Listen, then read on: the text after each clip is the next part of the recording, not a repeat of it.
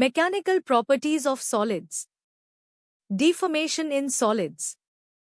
सवाल यह है, जब किसी सॉलिड पर बाहर से कोई फोर्स लगाई जाए तो उसके साथ होता क्या है।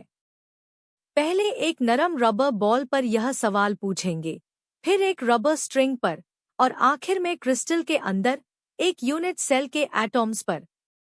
तीनों का जवाब एक ही निकलेगा। एक नरम रबर बॉल हाथ में पकड़िए। किताब की फिगर 5.1 यही दिखाती है। अब इसे दबाइए। हाथ की तरफ से हर सिम से फोर्स लग रही है। यही अप्लाइड फोर्स है जो इन तीरों से दिखाई गई है।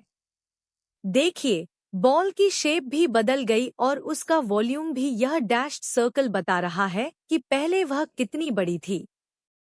जितनी ज्यादा फोर्स लगाएंगे उतनी ही ज्यादा यह दबेगी।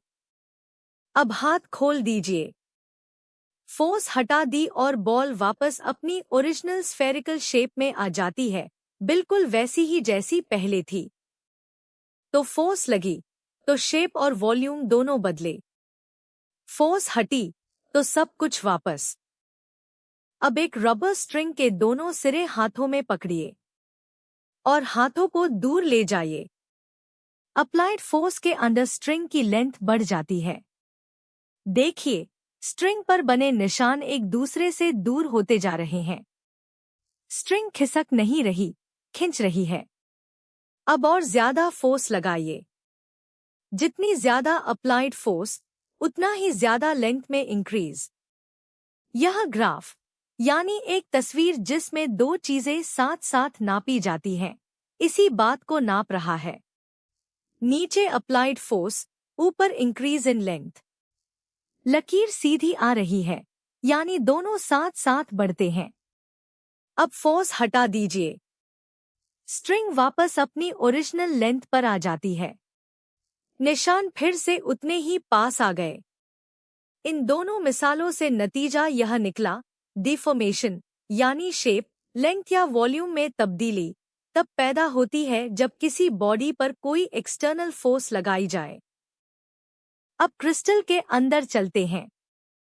क्रिस्टलाइन सॉलिड्स में एटॉम्स एक खास तरतीब में सजे होते हैं।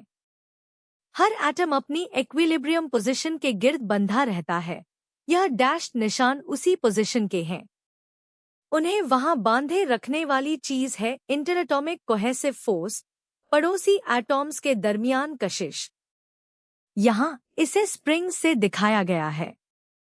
यह फोर्स जितनी मजबूत होगी, एटॉम्स उतनी ही सख्ती से अपनी जगह पर टिके रहेंगे। अब सिर्फ एक एटम पर गौर कीजिए। यह अपने डैश्ड निशान के ठीक ऊपर बैठा है। अब बाहर से फोर्स लगाइए। देखिए, यह एटम अपनी इक्विलिब्रियम पोजीशन से हट गया, अपने निशान से बाहर निकल आया। यही डिस्टॉर्शन है और इस हालत में बॉडी को स्ट्रेस की हालत में कहा जाता है। अब फोर्स हटाइए। यही एटम वापस अपने निशान पर लौट आता है। इसका ट्रेल देखिए, गया और उसी जगह वापस आ गया। एक ही सीधी लकीर 2 बार। और यही हर एटम के साथ हो रहा है। इसीलिए पूरी बॉडी अपनी ओरिजिनल शेप दोबारा हासिल कर लेती है। बॉडी की यह सलाहियत कि वह अपनी ओरिजिनल शेप पर लौट आए, इलास्टिसिटी कहलाती है। मगर एक शर्त है, एक्सटर्नल अप्लाइड फोर्स बहुत ज्यादा नहीं होनी चाहिए। हद से ज्यादा फोर्स लगाइए तो एटॉम्स अपने निशानों पर वापस नहीं आते। डिफॉर्मेशन परमानेंट हो जाती है। यही सब किताब की फिगर 5.2 में एक यूनिट सेल पर दिखाया गया है। यूनिट सेल यानी क्रिस्टल का सबसे छोटा दोहराया जाने वाला हिस्सा, यह अनस्ट्रेच्ड यूनिट सेल है। चारों एटॉम्स अपनी इक्विलिब्रियम पोजीशंस पर और बॉन्ड्स न खिंचे हुए, न दबे हुए। अब बाहर की तरफ स्ट्रेचिंग फोर्स लगाइए।